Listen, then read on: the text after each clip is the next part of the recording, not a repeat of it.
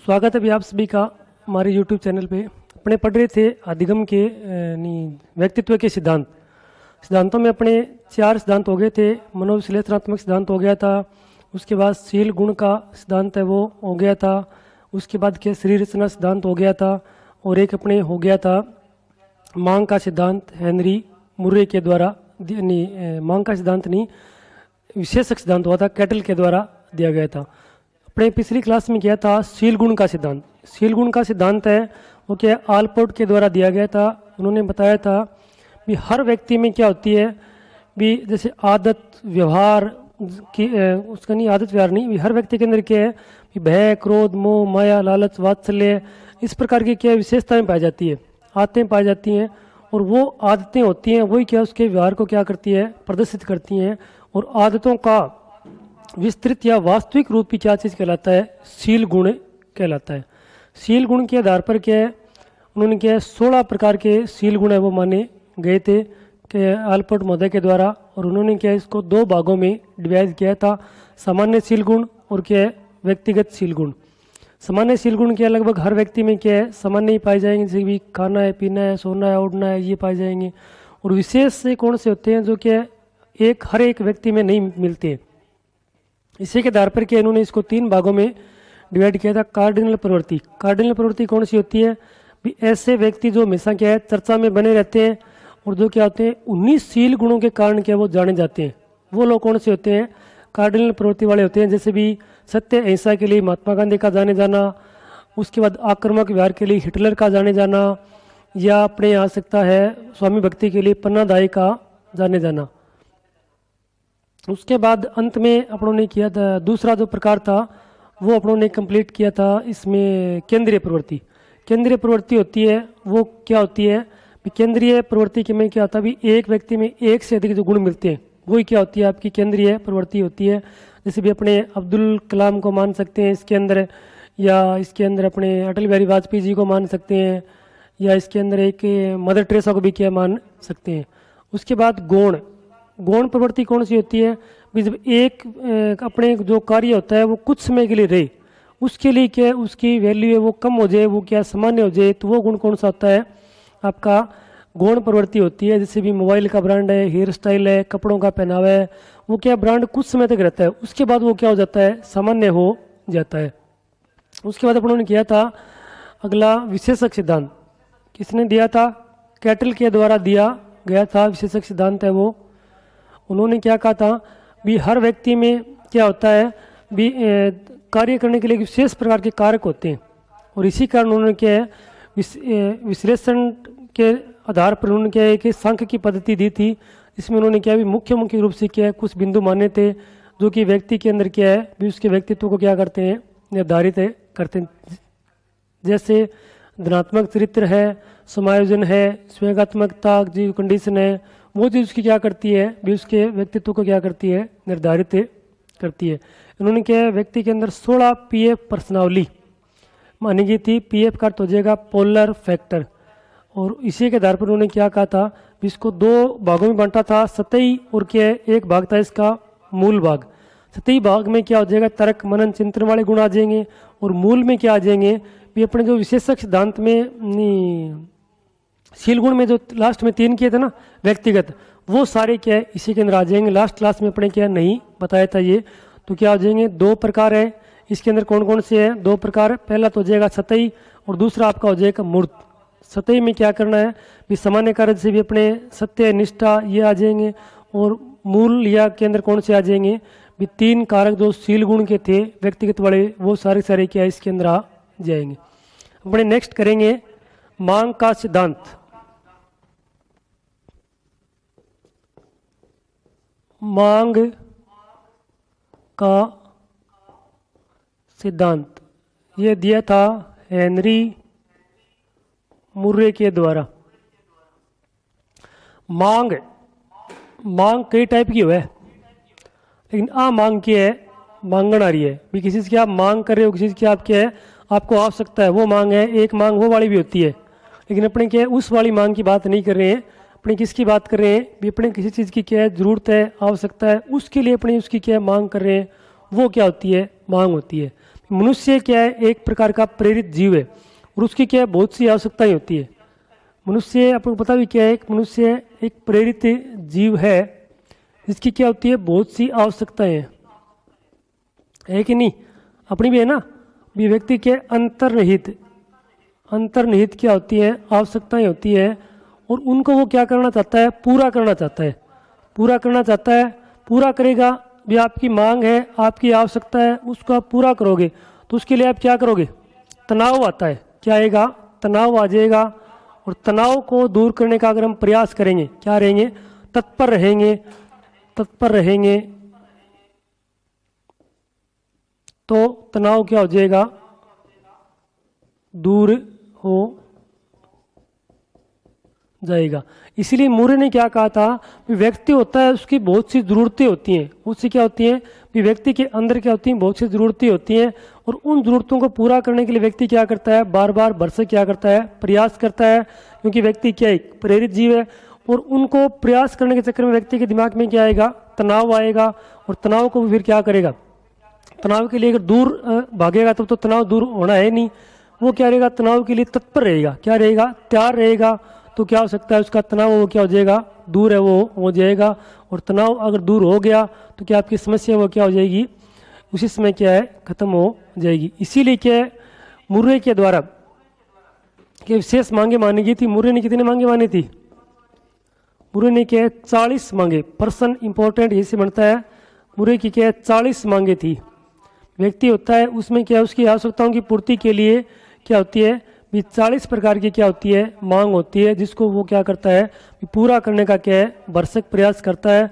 और इनमें से पूरी हो जाती है तब तो क्या है, आपकी समस्या है वो खत्म हो जाएगी। और वो उन मांगों से अगर मांगे कम होती है तो क्या आपकी समस्या धीरे धीरे आगे से क्या बढ़ती चली जाती है। क्योंकि व्यक्तित्व के अंदर आपका मान लो व्यवहार बढ़िया नहीं है, खान पान में बढ़िया नहीं है, उसके बाद आपका क्रोध आ रहा है, वात्सल्य की आपके अंदर भावना नहीं है, तो वो सारी की सारी क्या होती है, मांग होती है। उन मांगों को व्यक्ति क्या करना चाहता है, पूरा करना चाहता है। जैसे सौंदर्यात्मक है कि नहीं, एक मांग होती है ना सौंदर्यात्मक, भी हर व्यक्ति क्या दिखना चाहता है, सुंदर दिखना चाहता है। हर व्यक्ति क्या दिखना चाहता है, बुद्धिमान क्या है, दिखना चाहता है।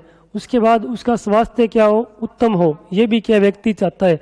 इस प्रकार से उन्होंने कहा था कि हर व्यक्ति के अंदर क्या है, 40 मांगे होती है और वो 40 मांगे पूर्ण हो, परिपूर्ण हो, वही क्या है, उत्तम व्यक्तित्व माना जाता है। लेकिन 40 मांगे पूरी बहुत ही कम लोगों की होती है, क्योंकि लगभग हर व्यक्ति में क्या है, कोई न कोई क्या है, मांग उसकी कमी होती है और वो कमी पूरी नहीं हो पाती है। क्योंकि लगभग अगर आपने एक पूरी कर दी दूसरी कम हो जाएगी, लगभग उनमें क्या संतुलन नहीं हो पाता है। 40 में से दो अगर कोई अच्छा व्यक्तित्व है, बहुत ही क्या प्रभावित करने वाला है, उसमें क्या एक दो व्यंग्य कम होती हैं लगभग, और उनको वो पूरी कर सकता है। इसी से प्रेरित होकर एक एडवर्ड नाम के मनोवैज्ञानिक थे, जिन्होंने एक उपकरण दिया था। एडवर्ड ने क्या दिया था, एक EPPS नाम का एक उपकरण था, जिसमें क्या मांग थी उनके बारे में क्या है बताया गया था। EPPS का पूरा नाम क्या है, Edward personal preference schedule. Hindi में लिख देता हूं, ये याद रह जाएगी आपके, एडवर्ड पर्सनल प्रेफरेंस शेड्यूल।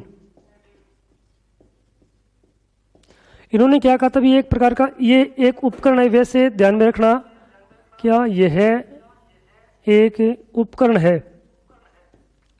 और एडवर्ड ने क्या है, इसके अंदर 16 प्रकार की मांगों को माना था। कितनी मांगी थी, 16 नहीं 15। इन्होंने 15 व्यक्तित्व मांगों को क्या माना गया था, 16 इसमें नहीं आएगी, क्या आएगी, 15 व्यक्तित्व मांगे मानी गई थी। किसके द्वारा, एडवर्ड के द्वारा। तो हेनरी मूर्य ने तो कितनी मांगी थी, 40 मांगे मानी थी। लेकिन एडवर्ड ने क्या माना था, अपने जो उपकरण था EPPS से, उसमें क्या है 15 प्रकार की व्यक्तित्व मांगों को माना गया है। ध्यान में रखना, ये क्या है, एक प्रकार का उपकरण है, न कि कोई सिद्धांत है। इसका आप स्क्रीनशॉट लीजिए, उसके बाद आगे वाला करते हैं।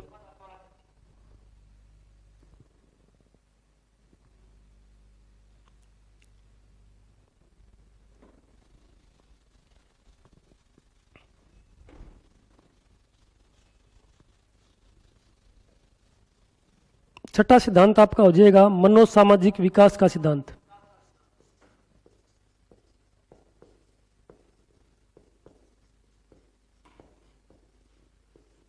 मनोसामाजिक विकास का सिद्धांत ये दिया गया था एरिक्सन महोदय के द्वारा। एरिक्सन ने माना था भी व्यक्ति के अंदर क्या है भी मनोविश्लेषणात्मक मान सकते हैं, मांग भी आ गई, उसके अलावा भी क्या है समाज में रहने के लिए क्या है भी अलग अलग वो उम्र एज में आएगा, उस आधार पे क्या है उसको सामाजिकता की भी क्या है सबसे अधिक क्या है जरूरत पड़ती है। जन्म से लेकर जब व्यक्ति की मृत्यु होती है तब तक के बीच में भी क्या है वो अलग अलग एज में अपना क्या बनाता है, व्यक्तित्व का निर्माण है वो करता है। इस सिद्धांत को अपनी क्या है एक पूरी क्लास दी गई है, अगर आपको मौका मिले तो आप देखना वर्दी विकास के अंदर मनोसामाजिक सिद्धांत एरिक्सन के नाम से एक 40 मिनट की पूरी क्लास है, उसमें क्या पूरे अच्छी तरीके से डिफाइन किया गया है। यहाँ अपने क्या इसको शॉर्ट में करेंगे, अगर आपको डिटेल में पढ़ना है तो आप पिछले हमारे क्या चैनल पे जो क्लास दी गई है मनोसामाजिक सिद्धांत के नाम से एरिक्सन महोदय की क्लास है, वो पूरी 40 मिनट की क्लास है, इसमें अपने शॉर्ट में करेंगे। क्या था भी नाम क्या दिया था मनोसामाजिक, किसने दिया था एरिक्सन ने। इसने क्या 8 प्रकार की क्या मानी थी मांगे, इसके कहा था भी 8 भाग माने थे। 8 भागों से अगर कोई व्यक्ति क्या है सामाजिक रूप से क्या परिपूर्ण है तो उसको क्या भी इन 8 भागों से क्या करना पड़ा है, गुजरना पड़ता है। 8 भाग इन्होंने कौन कौन से लिए थे कि सबसे पहले कोई व्यक्ति है उसमें क्या चीज़ होता है विशेषवा अवस्था। विशेषवा अवस्था होती है, शेषवा अवस्था कब से कब तक होती है अपने पढ़ चुके हैं। वर्दी विकास क्या होती है, शेषवा अवस्था की बात आए तो ये होती है 0 से लेकर 5 वर्ष तक, लेकिन यहाँ पर 5 से 6 साल नहीं करेंगे, ये क्या है शेष अवस्था है। तो कितनी हो जाएगी 0 से लेकर 2 वर्ष के बीच की अवस्था आ जाएगी। इसमें व्यक्ति क्या करता है विश्वास और अविश्वास की अवस्था माना जाता है, न हाँ न ना, किसी प्रकार से वो क्या सही प्रकार से डिसीजन है वो नहीं करे वो पाता है। उसके बाद दूसरी आपकी आ जाएगी पूर्व बाल्य अवस्था। पूर्व बाल्य अवस्था जो आपकी होती है 2 से लेकर 4 साल के बीच में। तीसरी आपकी होती है खेल की अवस्था। पूर्व बाल्य अवस्था के बाद आपकी आ जाएगी खेल की अवस्था, ये आ जाएगी 3 से 4।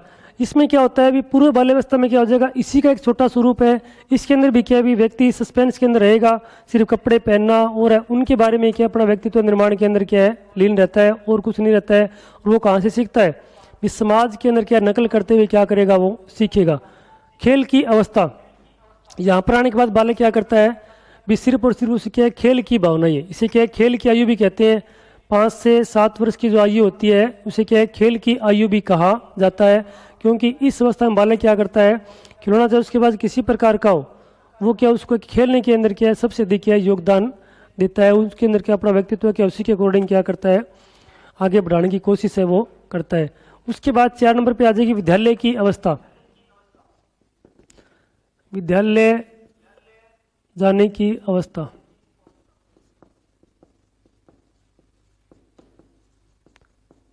ये आपकी होती है 7 से लेकर 12 वर्ष की आयु। अलग अलग मनोवैज्ञानिकों के इसको अलग अलग प्रकार से व्यक्त किया है। सिगमंड फ्राइड ने इसको अलग नाम दिया है, जीन प्याजे ने क्या इसको क्या नाम दिया है, जीन प्याजे के द्वारा इसे क्या नाम दिया गया था, पूर्व क्रियात्मक अवस्था नाम नहीं दिया गया था, उत्तर क्रियात्मक अवस्था नाम दिया गया था जीन प्याजे के द्वारा। तो सिगमंड फ्राइड ने इसे क्या कहा था अव्यक्त अवस्था कहते हैं।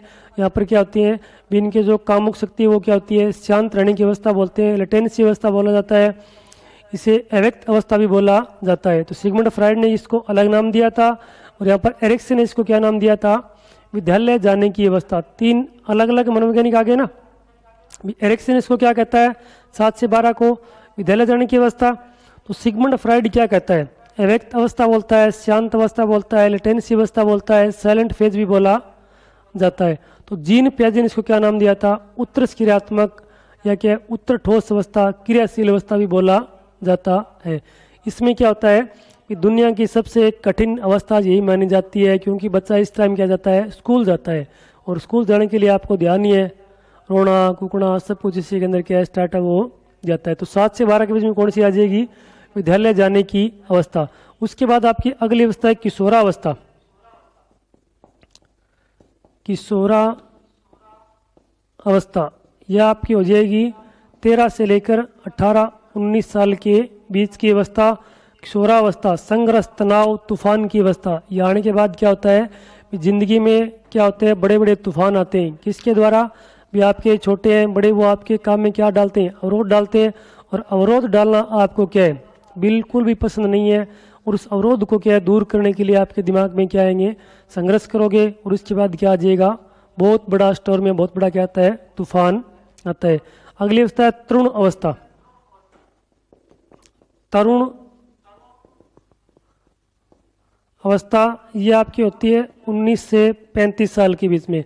शादी हो गई, उसके बाद क्या है, खाना पीना, आगे क्या करना है क्या नहीं करना है, भविष्य के बारे में चिंतित रहने की अवस्था है, वो कौन सी मानी गई है? यही अवस्था मानी गई है। उसके बाद आपकी अगली अवस्था आ जाएगी अहम की अवस्था। अहम की अवस्था। अहम की अवस्था क्या हो जाएगी? 35 से लेकर 55 साल के बीच में। शादी भी होगी, बच्चे भी हो गए, अब क्या बच्चों का भविष्य बनाना है, उनके बारे में सोचने की अवस्था होती है, इसमें आ जाएगी। इसमें क्या होता है, व्यक्ति वास्तविकता पर क्या है जीने की क्या करता है, कोशिश करता है। वर्तमान में क्या घट रहा है, अपना फायदा है, अपने भविष्य के बारे में, अपने लोगों के बारे में क्या सोचने लग जाता है। बाहर की दुनिया से उसका मोह क्या बिल्कुल भी क्या आ जाएगा, घट जाएगा। कि परिवार का तो लालन पोषण कहाँ पर कर रहा है, यहाँ पर भी कर रहा है, लेकिन यहाँ पर क्या हो जाएगा, उसके अंदर जिम्मेवारी आ जाएगी, रिस्पॉन्सिबिलिटी क्या हो जाएगी, ज़्यादा बढ़ जाएगी। और अंतिम अवस्था आ जाएगी आपकी परिपक्व अवस्था। ये आपकी क्या आ जाएगी, परिपक्व अवस्था आ जाएगी 55 साल से लेकर यहाँ हो जाए जब तक, समझ गया होगा। 55 साल से लेकर जब तक व्यक्ति की क्या होती है, मृत्यु होती है, उसके बीच की अवस्था को क्या नाम दिया गया है, परिपक्व अवस्था बोलते हैं। यहाँ आने के बाद किसके लिए सोचता है, मोक्ष प्राप्ति के बारे में क्या सोचने लग जाता है कि मेरे को क्या मिल जाए, मोक्ष है वो मिल जाए। ये क्या होता है, व्यक्ति के सामाजिक विकास के लिए अगर करना है, व्यक्ति का अगर सही प्रकार से सामाजिक विकास है, तो व्यक्ति को क्या इन 8 अवस्थाओं से क्या करना पड़ेगा, गुजरना पड़ेगा। और तभी क्या होता है, उसके माता पिता और अभिभावक है, उनको क्या है इस बात का विशेष रूप से ध्यान रखना चाहिए। बालक में जब जब ये अवस्था गुजर रही है, तो व्यक्ति क्या है, किस किस प्रकार से वो किसके संपर्क में रह रहा है, किसके संपर्क में नहीं आ रहा है, सारे कुछ की जानकारी है वो आपको क्या है इनके द्वारा क्या मिल सकती है। इसलिए अगर कोई व्यक्ति समाज में एक अच्छा व्यक्तित्व निर्माण कर रहा है, तो उसको क्या करना पड़ेगा, इन सारी की सारी अवस्थाओं से क्या करना पड़ता है, गुजरना पड़ता है। इसके अलावा 2-3 सिद्धांत और है, जैसे हार्मिक सिद्धांत। हार्मिक सिद्धांत किसने दिया था, विलियम मैकडूगल के द्वारा दिया गया था। एक है जीव सिद्धांत, जीव सिद्धांत दिया था गोल्डस्टीन।